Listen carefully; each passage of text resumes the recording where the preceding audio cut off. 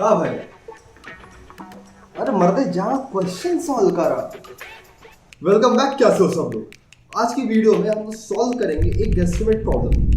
कोई ऐसा ऐसा गेस्टिमेट प्रॉब्लम नहीं, काफ़ी specific kind of guesstimate problem जो कि किसी प्रोडक्ट बेस्ड कंपनी में या फिर किसी प्रोडक्ट एनालिस्ट या प्रोडक्ट मैनेजमेंट की प्रोफाइल के लिए पूछे जा सकते हैं।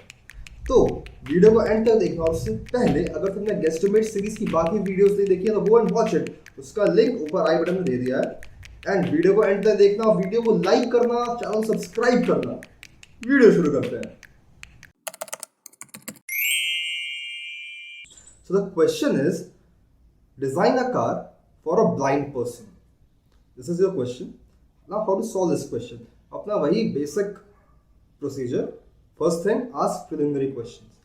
Now ये क्वेश्चन सुनते ही जो पहली चीज मेरे दिमाग में आएगी कि वो ये होगी कि will the blind person drive this car on his own or on her own, or we have to design a car that will be driven by a driver, but it has certain specifications keeping in mind the requirements of a blind person. This will be the first question which I will ask. Let's say the interviewer says that the car will be driven by a blind person only. So design the product in that way. Okay. So the other question, the second question that will come in my mind is, what is our primary motive while building this product? Because it can happen that the company only aims at getting profit, generating profit from the blind person, from the blind people. Now if that is the case, then our market segment will will be shrunk drastically. Why? Because there won't be many blind people who will be able to afford such cars, because obviously the cost of this particular car is going to be very high. Okay, so what is our primary motive? Is it just to generate some profit, or is it to build technology that might be helpful to all the blind people? So let's say the interviewer says that uh, actually both of them are our motive. Like we want to make profit, but also we want to build the technology so that it might be helpful for all the people. It will be helpful for all the blind people. Okay. Now this is where it gets trickier, क्योंकि हमें technology build करनी है सबके काम आए, तो उसमें कई सेगमेंट्स होंगे। कुछ लोग अफोर्ड कर पाएंगे, कुछ लोग नहीं कर पाएंगे। तो हमें अपने प्रोडक्ट को बिल्ड ऐसे करना है कि वो सारी सेगमेंट्स के लिए इम्पोर्टेंट, सारे सेगमेंट्स को वो कवर कर पाए, लेकिन हमें प्रॉफिट भी जनरेट करना है। ओके, सो अब क्या करेंगे, इसके आगे क्या करना है? Let's analyse the problems that the blind people currently face while driving. Okay, क्या क्या प्रॉब्लम्स बेसिकली वो फेस करते हैं। तो पहली चीज़ है कि ड्राइविंग ही अपने आप में एक बहुत बड़ा इशू है कि एक ब्लाइंड पर्सन ड्राइव कैसे करेगा। मतलब उसे रोड तो दिखेगी नहीं, दिखेगी तो उतनी क्लियर नहीं दिखेगी, तो ड्राइव कैसे करेगा। तो ड्राइव करना ही सबसे बड़ा चैलेंज है एक ब्लाइंड पर्सन के लिए। दूसरी चीज़ जो होगी वो होगी parking. Right, how will you park, park कहाँ करोगे, कैसे करोगे, वो एक बहुत बड़ा इशू है। तीसरा चीज़ इज़ कि देखो, जब तुम्हारी कार कहीं खड़ी है, तुमसे बाहर निकलते हो तो तुम पीछे देखते हो पीछे से कोई गाड़ी नहीं आ रही हो। ठीक है, तो एक ब्लाइंड पर्सन बाहर कैसे निकलेगा अपनी कार से? अगर वो कोई ड्राइव कर भी रहा है मान लो, तो how will that person get out of the car?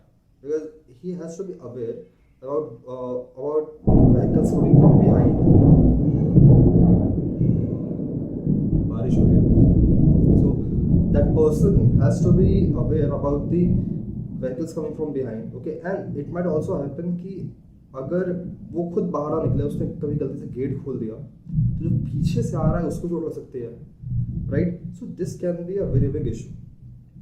Third thing will be कि मान लो ब्लाइंड पर्सन कहीं जा रहा है, आ रहा है, पार्क कर दिया, अब वो कार तक कैसे पहुंचेगा? तो this can be a very big issue. इसके बाद एक इशू आ सकता है कि कई बार ऐसा होता है ना कि जब तुम अपनी कार को बंद कर रहे होते हो, अगर कोई ये गेट खुला है तो बंद करने के बाद ही वो गेट खुला रह जाता है। लाइक से किसी ने एक गेट को तुमने खोल कर रखा हुआ है और तुमने अपने की से बाकी सब गेट्स को बंद कर देगा तो लेकिन जो गेट खुला हुआ है वो खुला ही रह जाएगा। तो इस तरीके से कोई भी चोरी कर सकता है, राइट। लाइक अगर हम प्रैक्टिकली देखें, वो बंदा जो ब्लाइंड पर्सन है वो अपनी कार कहीं पार कर रहा है, पीछे आसपास कुछ लोग हैं जिन्होंने एक गेट को खोल कर रख दिया और फिर ब्लाइंड पर्सन ने उस गेट को बंद कर लाइक अपनी कार को लॉक कर दिया, बस सिर्फ एक गेट तो खुला हुआ है, सो इसे चोर ही सकते हैं। सो we have to be ready with that also. We have to put in some anti-theft systems ताकि हम इस इशू को काउंटर कर सकें।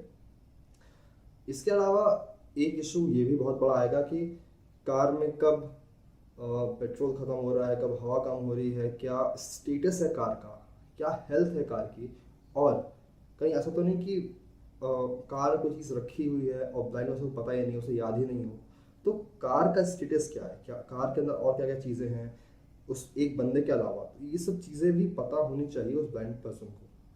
क्या पता कोई छोटा सा बच्चा जो सो रहा है कार के अंदर, राइट, अब उस जो पर्टिकुलर ब्लाइंड बंदा है उसको सुनाई ना दे, राइट, क्योंकि बच्चा सो रहा है और बच्चा कार में बंद रह जाए, तो हमें इन सब चीज़ों का भी ध्यान रखना पड़ेगा। सो what are the solutions of all the listed problems that a blind person might face while driving a car? The first thing will be we need autopilot system or self-driving capability in the car so that the car can drive itself. You just fill in the location where you want to go and the car will take you there, right? Second thing, and a very important thing, will be voice control. Voice control will be very important for the person to control the car, to feed in the instructions and to actually understand what is happening in his surrounding. Now, third thing which will be very important would be a smart key or a smart app in a person's phone. Either way, like the person should be able to control the car with a smart system, right? So a smart app or a smart key is very much important for that person. Next will be auto parking system, because parking is the issue, so auto parking system should be in place. Next will be display system. We need some kind of display system, maybe LED display system, so that the people who are outside the car, who are maybe coming from behind, might actually know what is happening. That they must know that there is a blind person inside a car, that person is about to get out, or the gate is closed or something. They must be notified about it. So we need LED systems at the rear portion of the car and on the sides as well, so that the people who are outside the car must know, they can know that what is happening. Okay. एक और चीज़ जो बहुत important है, that is monitoring system. ठीक है, पीछे से कोई कार आ रही है कि नहीं आ रही है, आ रही तो कितनी स्पीड में आ रही है, कितनी देर में अप्रोच कर जाएगी, ये सब चीज़ें जो अंदर बंदा बैठा है उसको पता होनी चाहिए। उसके लिए we need a monitoring system, ताकि अगर पीछे से कोई कार नहीं आ रही हो तभी वो बंदा गेट खोले और बाहर निकले। कई बार ऐसा होगा कि उस बंदे को रोड क्रॉस करनी होगी, इमीडिएटली वो अपने डेस्टिनेशन नहीं पहुंचा होगा, इट माइट ऑल्सो हैपन।